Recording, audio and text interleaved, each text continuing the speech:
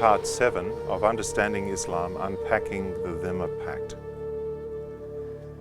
We're going to speak now about the Dhimmitude of the West. This is the voluntary adoption of a dhimmi worldview by people who actually live freely and not under the dominance of Islam, but nevertheless adopt psychological characteristics of being conquered people. It is an option that is offered to non-Muslims by Muslims. You have two places to stand. You're either an enemy or you're a dhimmi. And so it's a package that's offered spiritually to non-Muslims to partner with Muslims. One thing that's very interesting and important to note is that the dhimmi itself is denied by a number of strategies, both by Muslims and non-Muslims. There are ways in which it is glossed over and people pretend it is not what it actually was. For example, sometimes people say the jizya was, you remember it's a compensation, they say it's a compensation for not paying zakat. A Muslim has to pay 2.5% of his property as zakat each year, and that is the alms to the poor, and it's said that jizya is something that the non-Muslims paid instead of that. Another thing is to say it was just a tax like any other tax. I mean, after all, everyone has to pay taxes. Or it's a compensation from being exempted from military service. Non-Muslims were not permitted to fight in the jihad. I wonder why. It's a religious war. But it is said by some that the jizya was an exemption from military service. Another claim that's made is it's a payment for protection, and dhimmi means pact of protection, very widely made claim. Yes, it is, but it's protection from the Ummah, it's protection from Muslims. And some say it was a light tax, not really a heavy tax. In fact, it was very heavy. Studies have shown around about 700 say that the tax was 25% of an annual average worker's wage, and even more sometimes. And there are many accounts from history of people having to sell their family or themselves into slavery and to pay their debts, or just fleeing and wandering destitute because of this. It's actually the reality of history is that it's a very heavy tax. One Jewish scholar, Goitin, said the thing he had to change his mind most radically when he looked at the evidence from the Geniza documents from the Jewish communities was how damaging the tax was. Because when he read the jurists, it seemed, oh, this is not such a bad thing for the non-Muslims. But when he saw the actual evidence of history, it was a very heavy burden. Here's an example of a Christian, a leader who's been very influential in the UK, training people about Islam, who replicates some of these lies. This is Colin Chapman in his book Cross and Crescent. All non-Muslims living under Islamic rule paid a land tax. Jews and Christians were treated as dhimmis, members of a protected community, and paid in addition a poll tax, the jizya. They were not allowed to do military service or pay the Muslims' arms tax. So that's his paragraph in Cross and Crescent on what it means to be a non-Muslim living in an Islamic state. Notice how he ticks some of the lie boxes. They weren't allowed to do military service. They weren't allowed to pay the Muslim tax. They were a protected community. So he has just bought into this narrative. And to be a bit personal for a moment, when I read that paragraph, which is all he has to really say about this in his book, a hugely influential book for Christians, helping educate them about Islam, I was deeply, deeply disappointed, because it's a very misleading statement. It is a statement full of lies, dressed up as candy, dressed up as nice things to say, but they're actually not true. People in the West have indulged in a whole kind of litany of deceptive and untrue statements about Islam. After 9/11, President Bush came out and said that true Islam is non-violent, Islam is the religion of peace, and a Taliban spokesman said he was astonished. Is President Bush some kind of Islamic scholar? But you see, non-Muslims living under Islam, they have to praise Islam. They're expected to. They're duty-bound to be grateful. So they can't criticize Islam. This is the response of a conquered person. Tony Blair, on announcing a grant of £1 million to support the study of Islam in British universities. Many Western governments have fallen over themselves to invest money in teaching Islam or studying Islam in universities as a way, hopefully, of moderating the Muslim community and to show their good faith. Let's pay money to the Muslim community or to Muslim causes to show that we love Islam and that we're not a threat to them. He said the voices of extremism are no more representative of Islam than the use in times gone by of torture to force conversion to Christianity represented the teachings of Christ. That bears a bit of thinking about. He's saying gee, Christians have done terrible things. And if Muslims do bad things, that's not real Islam at all. After all, we're guilty. So he's actually adopting a kind of guilty speak. We've done bad things as Christians, while exculpating Islam. You know, there's no real problem with Islam. Islam's not the problem. And that's, again, this is the speech of a dhimmi. I'm at fault. I'm culpable. I've done these terrible things as a Christian, but Islam is pure and perfect.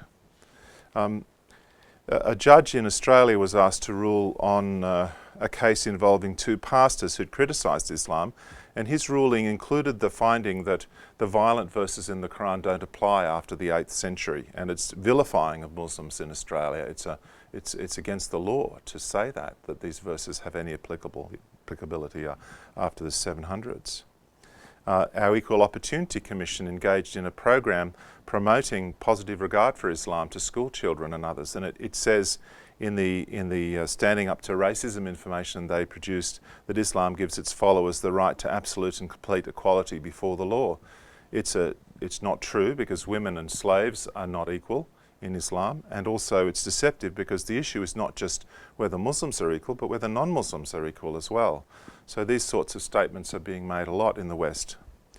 The British constables, the police, would have a sign of the crown on their helmet, this little crown. On top of the crown, you can't see it here, but there's a cross.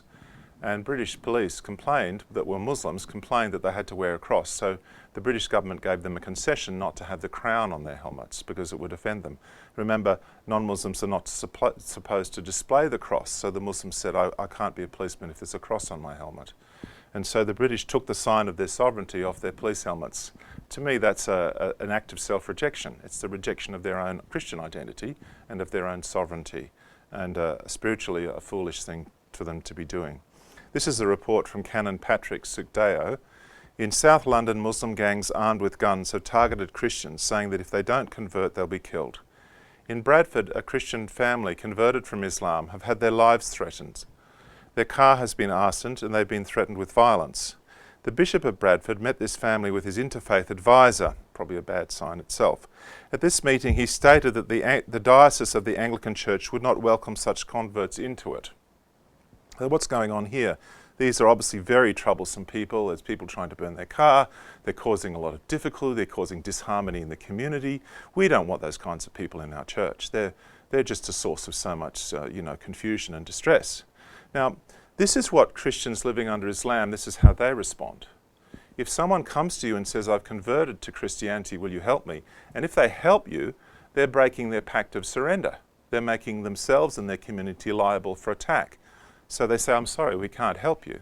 But to see a bishop in England come to the same conclusion, to respond in fear in this way and to be conditioned by fear, it's kind of incredibly grieving to see that. That here is a bishop in England who's thinking like a dhimmi.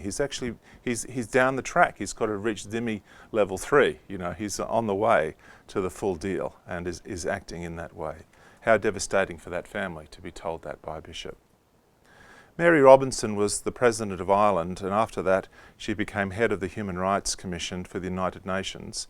And on March the 15th, 2002, she gave a speech in Geneva. It's an interesting speech as an example of dhimmi speak, of a kind of dhimmi rhetoric.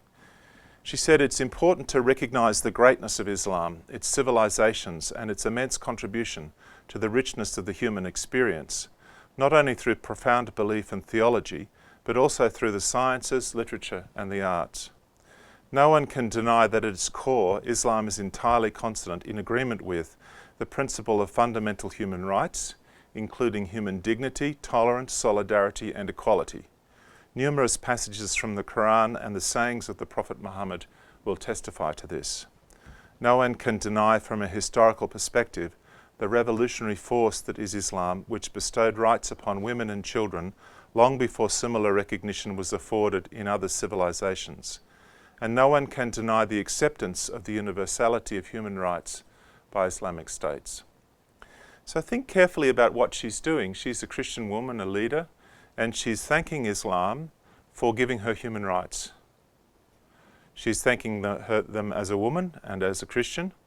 She's expressing gratitude and also humility. She's humbling herself. Our pathetic civilizations weren't able to be advancing human rights like Islam was. This speech was written for her by a Muslim supporter, advisor in her team. So the Muslim knew the kind of rhetoric that a dhimmi needed to make in order to speak to Muslims, which she was doing. Notice also the silencing. Shut up if you disagree. Shut up if you have another voice. You cannot say anything else. This is the official story. There's only one story. Islam is the source of all justice in the world.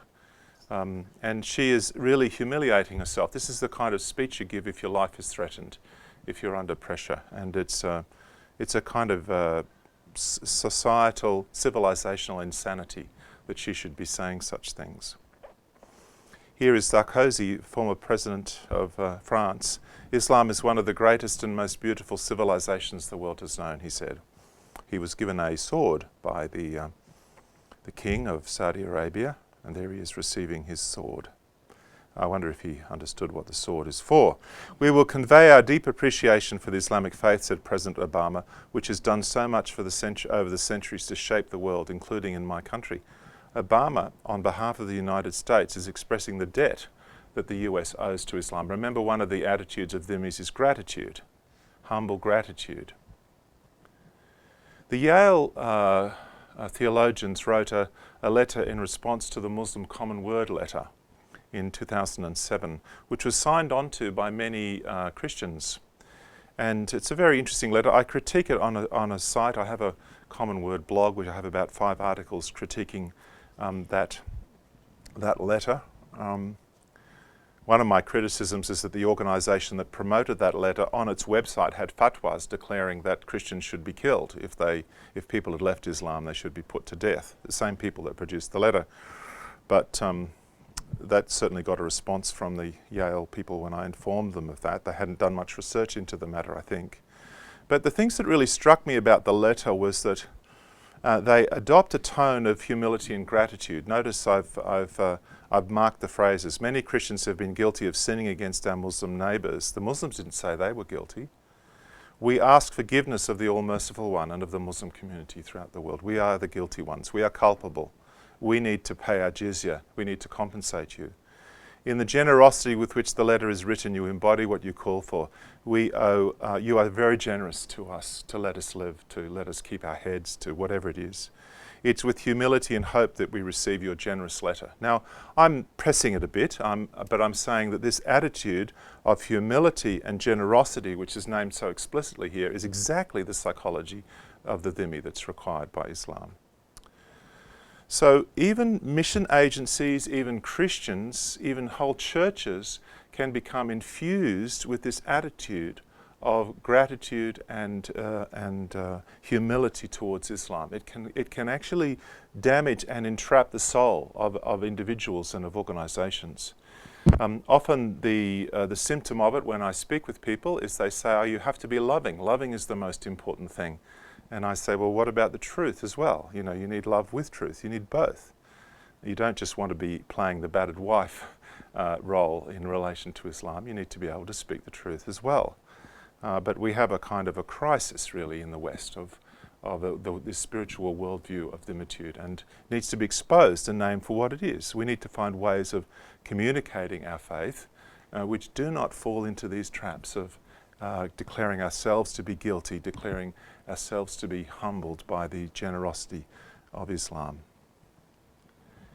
And that's the end of part 7.